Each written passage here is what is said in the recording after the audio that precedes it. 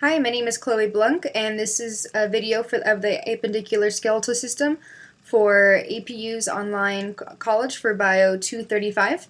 I will be using Mr. Billy Bones here, and I also took pictures of the textbook on my iPad so I can give you a closer visual of pointing out where all the bones are in the body.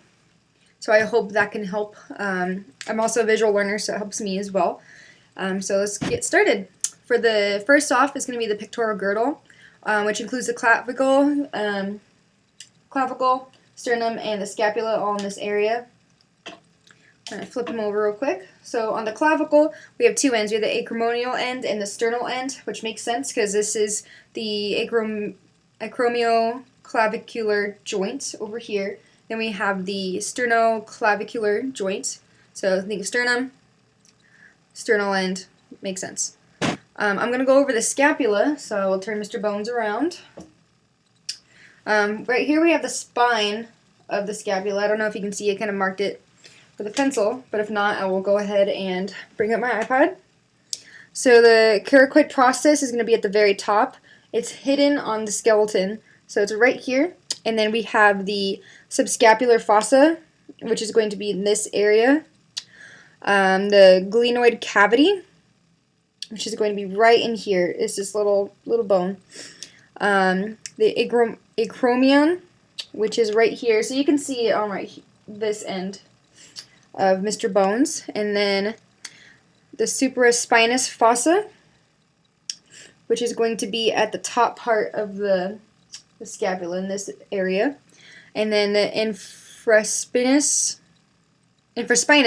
fossa, which is going to be in the middle area. I don't know if you can see the middle area right here. That was also on page 229 of the 10th edition of the anatomy textbook, if you guys wanted to follow along. And then we are going to go over the arm, which is on page 230 of the textbook.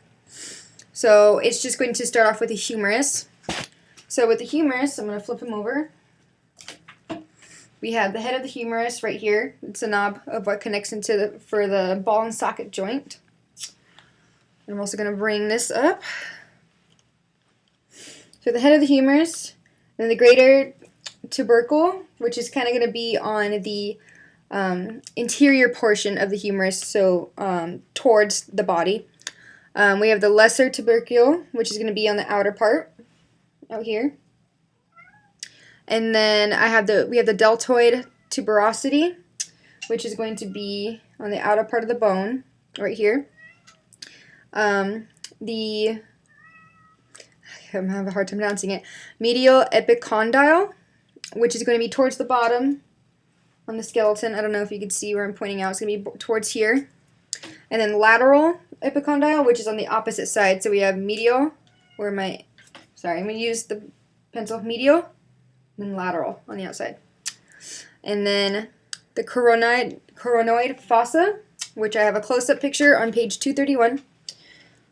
So the coronoid fossa is right here. So this is the elbow joint, coronoid fossa, and that's where the ulna connects. And then the capitulum is going to be, where are you? It's right over in here. And then the ulna and the radius connect from there. And then the trochlea. It articulates with the ulna and the radius, and that's going to be right in here. So it's right below the coronoid fossa. And then the olecranon fossa is going to be right here. And it's kind of the very beginning part of the ulna. And then that's where it connects with. The next part we're going to go over the forearm. It's going to be on page 232 of your textbook. Again, it's the 10th edition. It might not be correct. So, we're going to go over the ulna, which is the biggest part of the bone. So, on Mr. Bones here, it's going to be the part that's closest to the body. And then we have the olecranon, which is going to be the very top of the ulna, which I had discussed right before. The coronoid process, which again I did a closer up. It's going to be right here in that joint. I don't know. So there you go, right there in that joint. And then the styloid process, which is going to be on the bottom where the ulna and the radius meet back together, and that's going to go towards more of the wrist. It's going to be in the medial part, so it's right here, the ulnar styloid. And then we're going to go over the radius. The radius is the one that's going to be on the outside of the body, and that also connects to the wrist. So I think radius, wrist. I don't have any acronyms to help out with that. But then the head of the radius is going to be at the very top, so it's the outer part, right here, the top. It's be right there.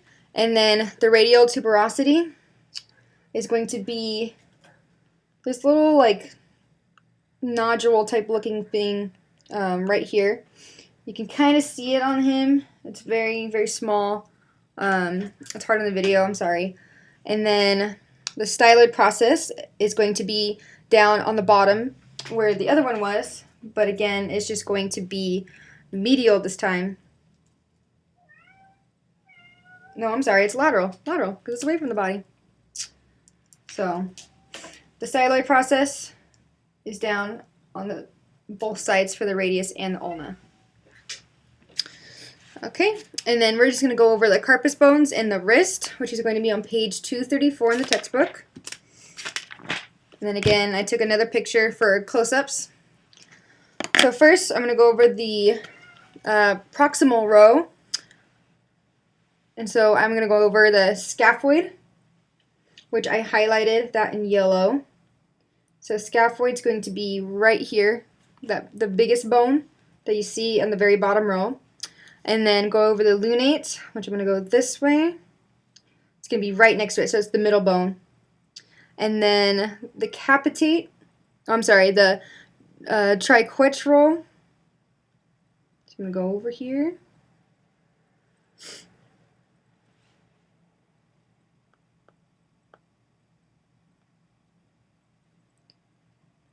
It's going to be right here on the other side, and then right above it is the pisiform, and that's all going to form the proximal row. And then the distal row, so I'm going to start with the trapezium, which we will start kind of in the middle of the picture. Trapezium, it's going to be the very first bone, and it's right above the pisiform. And then we have the trapezoid, which the name is right underneath it, and it's going to be next, right next to it. And then we have the capitate again. That's going to be the third one in line. And then the hamate, which is right next to it. So the hamate is going to be the last one when you're going lateral to medial. And then the bones that form the wrist joint, and for the forearm of the bone, it's going to be the radius. That's where it meets up. I had discussed that earlier. And which bone forms a joint with the pollex, which is the thumb, and that's the phalanges. Those are the fingers. And then the metacarpals and phalanges. So the phalanges are the long parts, your fingers. The metacarpals are what creates the palm of your hand. So I'll take the pencil to kind of get a better view. So we have the metacarpals right here. And if you go up, we have the phalanges. Alright, up next we're going to go over the pectoral girdle. And I'm actually going to do that in the part 2 video because I'm already at 9 minutes, so I will go ahead and stop here and go on to the next video.